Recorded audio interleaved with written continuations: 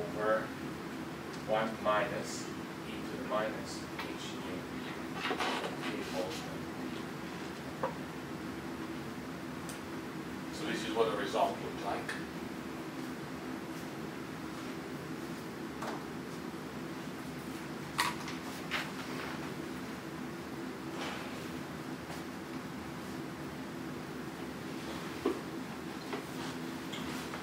And then we take the derivative of this expression with respect to the beta. If you want to write it in terms of the beta, this is 1 minus e to the minus beta h nu to negative first power.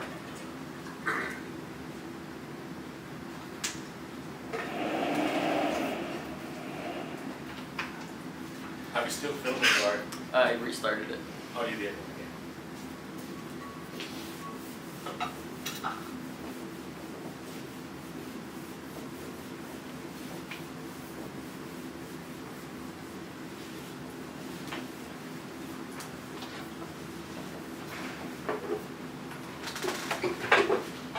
So, energy average, which is minus d beta logarithm of z. Since we have calculated z, this is minus d beta. Logarithm of z is logarithm of this function here. So this will give you 1 minus sign because you have negative power. It will be logarithm 1 minus e to the minus beta h nu. So 2 minus signs cancel. Derivative of the logarithm will give you 1 minus e to the minus beta h nu. And there is a derivative of this thing here, which is minus from here. When you take the derivative of the exponent, this will give you minus h nu. You get e to the minus beta h nu.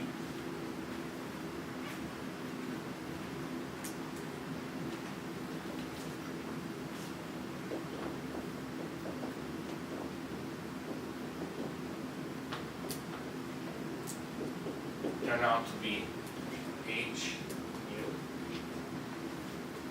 e to the minus beta h nu or 1 minus e to the minus beta h nu.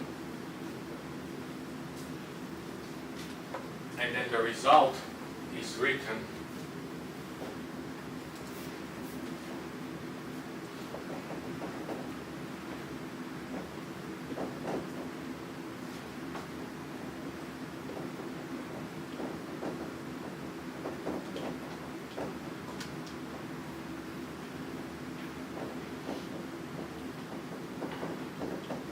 So to get this formula, what you do is you factor out e to the minus beta h nu from the denominator. So that places it in here with a positive value of the exponent, right? Factor this out. That will cancel the numerator. Alternative, you can think of putting, because this is minus sign, into the denominator, right? And then it will produce this factor here, it will produce 1 here. There is this h nu, which is this one here. I divide it by k Boltzmann t and multiply it by k Boltzmann t. So, the reason for writing it in this form is because now the formula for the energy density becomes 8 pi over c cubed nu squared k Boltzmann t times h nu over k Boltzmann t divided by e to the h nu over k Boltzmann t minus 1. And when written in this form, this result has, oh, I forgot delta u. This is the classical physics.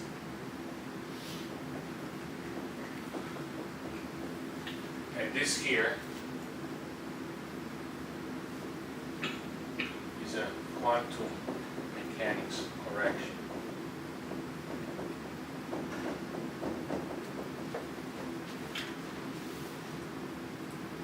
And when you look at actually this quantum mechanics correction,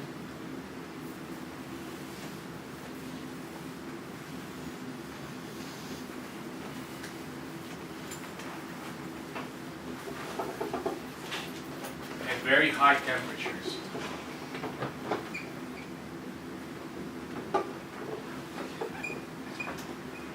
high temperatures means that H nu is much, much smaller than K Boltzmann T.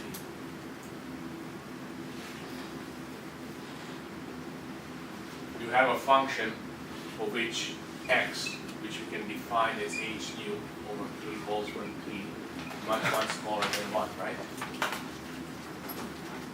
So the function that the quantum correction then has the form x over e to the x minus 1.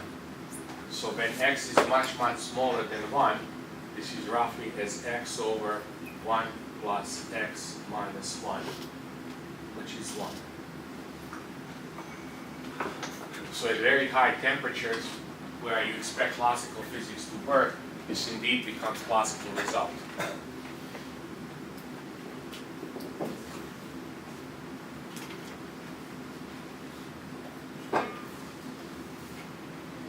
Now the funny thing is that actually classical result was derived after Planck already made his hypothesis and had the correct formula.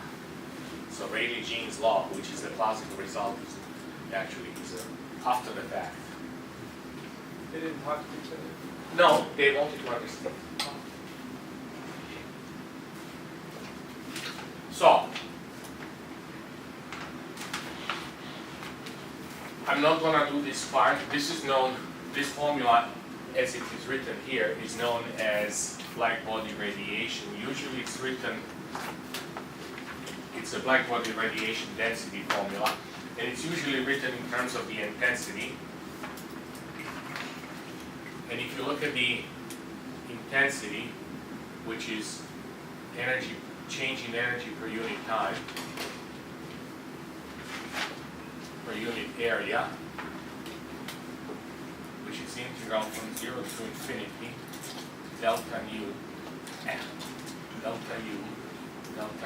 times d nu. This will give you the result where this is proportional to the force power of the temperature. Integrating this function, basically this comes down to doing this integral.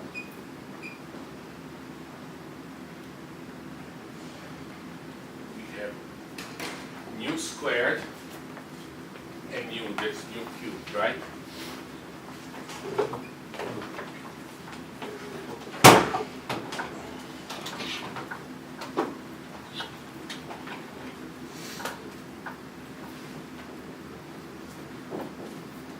This is not a trivial integral to calculate.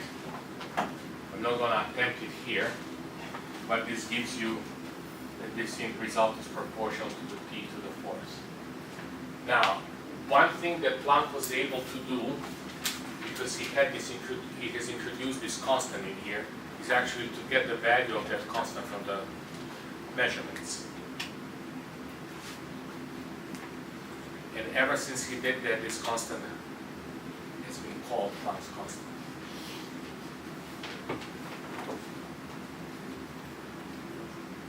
And he found that h is approximately 6 times 10 to the minus 34 in modern units, joule seconds.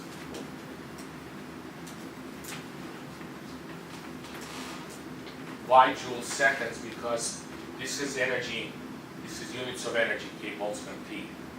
So he has to cancel these units of energy. And then he has frequency here, which is measured in inverse seconds. So that constant has to have joule times seconds. Joule cancel K Boltzmann T. Seconds cancel the units of frequency, right? So this becomes dimensionless number. This constant is small because K Boltzmann is small. Or you can say actually K Boltzmann is small because constant is small. But ultimately the relationship of between them has something to do with the Avogadro's number. And ultimately all of this is small because Avogadro's number is large. Because this was partially related to the fact that we knew this. PV is nRT. And gas constant was well measured. So, the funny thing about Planck's hypothesis when you look at it is that assumption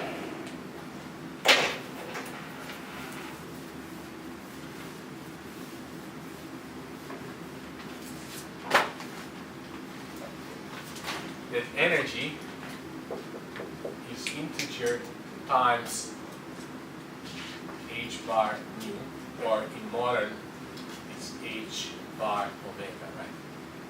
So there was a unit of energy.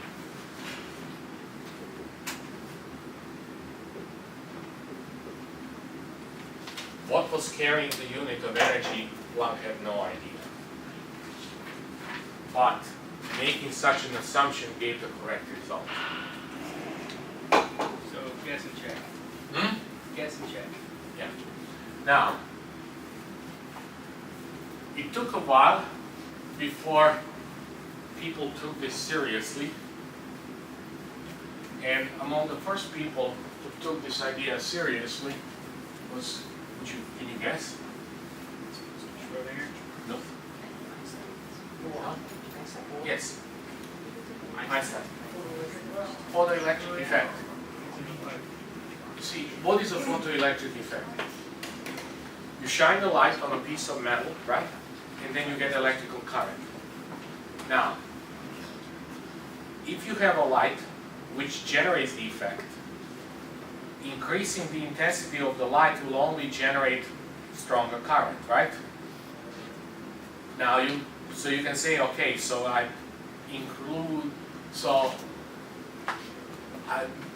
use stronger light, which means I deliver more energy using light.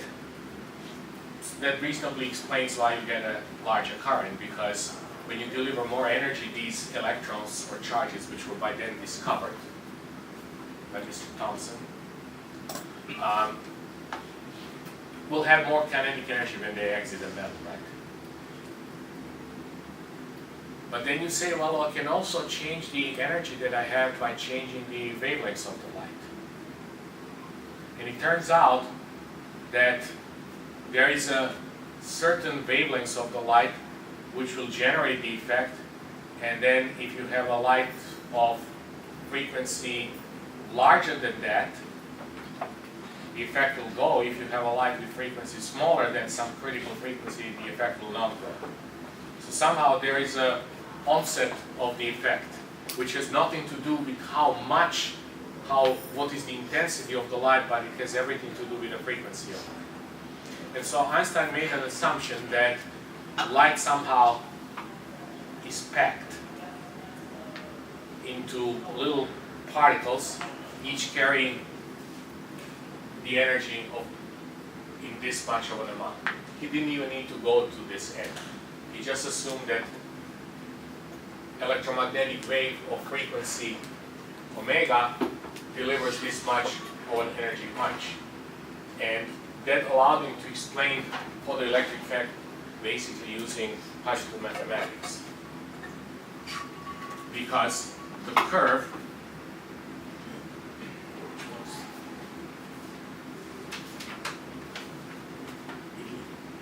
if you plot here the square of the current, the reason why it's square is because, if you remember, current density is proportional to the velocity, right? And so it's proportional to j squared.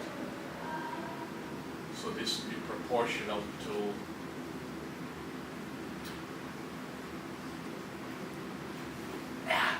v squared.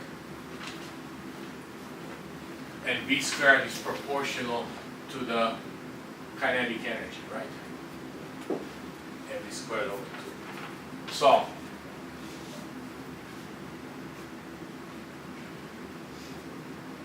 the curve basically kind of looks like a straight line.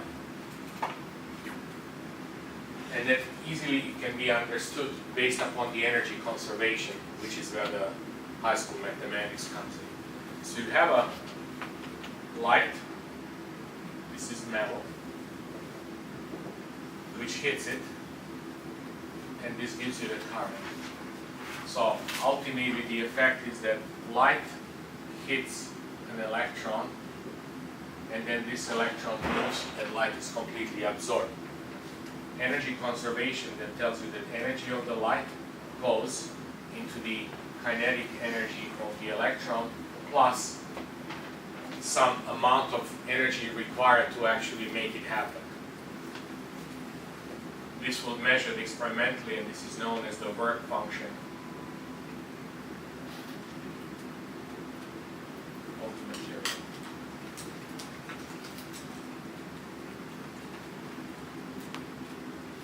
So this is your straight line, right? Because this is proportional to frequency. This is mass of the electron over 2, v squared plus w. Okay? This is the genius of Einstein's explanation of the photoelectric effect. So it's a straight line like this. So if you write kinetic energy of the electron, it's h bar omega minus w, that's your current. This here, this slope, this intercept gives you the work function of the metal. And it was known that different materials had different value for this work function, but the shape of the curve was the same. A famous person who measured photoelectric effect and to determine these parameters was Millikan up in Quebec. He didn't like actually this hypothesis. He didn't like relativity either. But he was honest because he did measurements, he reported them as they were. So that's what it is, yes. Is that related to like the breakdown voltage in semiconductors and stuff? Oh, I don't know about semiconductors.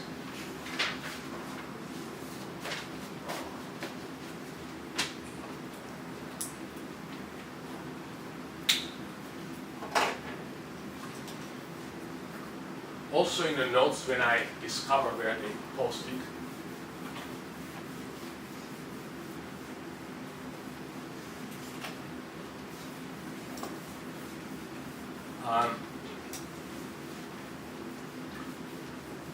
I have homework assignments that we have done so far, or that you're supposed to do.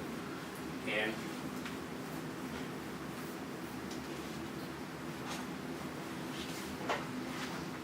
just do the individual, do problem by problem. Don't bunch them up. Don't create a document which creates solutions to all the questions. Do one question at a time and upload a PDF file for every answer. Another gentleman who did a bunch of experiments was Mr. Compton. And he considered actually the following experiment. He had an electron at rest, or more or less at rest. He hit it with a light, and then he observed what happened, and the electron moved like this, and this was the scattered light.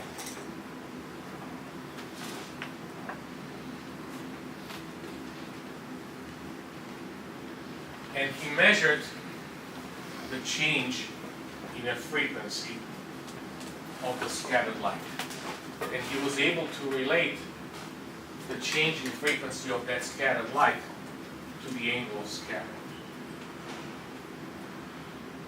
In other words, to the direction in which the electron moved relative to the direction of the incoming light. So you can actually have a beam of light, so you know in what direction it's going, and then you can detect the electron relative to the beam of light, and he determined the following. Some constant, 1 minus cosine theta. And the constant in front happened to be